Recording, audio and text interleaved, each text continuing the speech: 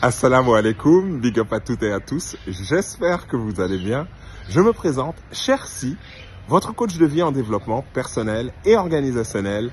Bienvenue sur la chaîne de Coach Big Up. Aujourd'hui, on va parler d'un sujet qui nous touche tous, qui est très important pour notre santé mentale, notre équilibre, notre bien-être et notre santé tout court, le sommeil. En effet, j'entends beaucoup de mes clients me dire « Oh coach, j'arrive pas à bien dormir, j'ai beau me coucher tôt, j'arrive pas à dormir. Même quand je m'endors, je me réveille au milieu de la nuit. Le matin, je suis plus fatigué que le soir au coucher. Je sais plus comment faire. » Rassurez-vous, Coach Big Up est là et je vais vous expliquer comment faire pour avoir un bon sommeil de qualité. Mais avant cela, il faut aller sur tous les réseaux sociaux. J'ai dit tous les réseaux sociaux. Il faut aimer, suivre, commenter et partager. Je compte sur vous. Merci d'avance. Comment les gens qui ont un bon sommeil font pour bien dormir? C'est qu'ils préparent leur sommeil. Le secret, c'est préparer son sommeil. Et le sommeil, il se prépare au niveau du dîner. C'est-à-dire que les personnes qui ont un bon sommeil, généralement, dînent au moins 2 heures avant d'aller dormir. Parce qu'en effet, ce qui prend le plus d'énergie dans votre sommeil, c'est votre digestion. Donc, il faut manger assez tôt et manger léger.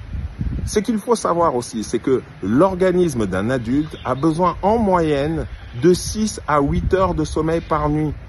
Des fois c'est plus, des fois c'est moins, mais c'est un minimum qu'il faut respecter, dont il faut tenir compte. Et pour cela, il faut bien maîtriser son corps. Et ensuite, ils se mettent dans des conditions pour bien dormir. Vous savez, votre cerveau adore la routine. Il n'y a rien que le cerveau aime plus que la zone de confort. Donc, faites une routine du sommeil. En commençant par quoi? Par une douche tiède. Ça relaxe les muscles et ça avertit votre cerveau que l'heure de dormir approche. Donc, ça favorise le sommeil. Après la douche, écoutez, il faut vous mettre dans des conditions de sommeil. Une chambre le plus sombre possible, le noir total serait l'idéal, et ensuite à une température d'environ 18 degrés Celsius. C'est crucial, c'est important. Et après cela, mais posez votre téléphone, favorisez ce qui vous apaise, une lecture, de la musique apaisante, mais évitez les écrans. Les gens disent au moins 1 heure avant de dormir. Moi, je vous dis, faites-le une demi-heure. Mais commencez, posez-le, libérez-vous. Et si vous n'arrivez pas à dormir, surtout ne prenez pas votre téléphone. Vous dormirez encore moins.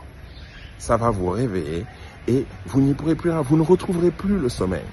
En fait, ce qu'il faut savoir, c'est que dans la vie, tout s'apprend. Même dormir, ça ne vient pas du jour au lendemain. Moi, j'ai mis des heures et des heures. Mais quand l'heure de mon sommeil arrive, il n'y a rien qui peut m'en éloigner. Même une bonne discussion, un bon film, non. Parce que sinon, je paierai la facture le lendemain. Le lendemain, je serai fatigué, je ne serai pas productif, je ne serai pas bon, je serai irritable, je ne serai pas là pour vous comme je dois l'être. C'est aussi simple que ça. Donc, partagez avec moi en commentaire, avez-vous ces problèmes de sommeil? Comment vous avez réglé ça? Quelles clés vous pouvez partager? Quelles clés vous allez mettre en pratique en premier? Sur ces bonnes paroles, je vous remercie de nous avoir suivis jusqu'au bout et je vous souhaite une excellente journée pleine de bonnes choses. Big up la familia.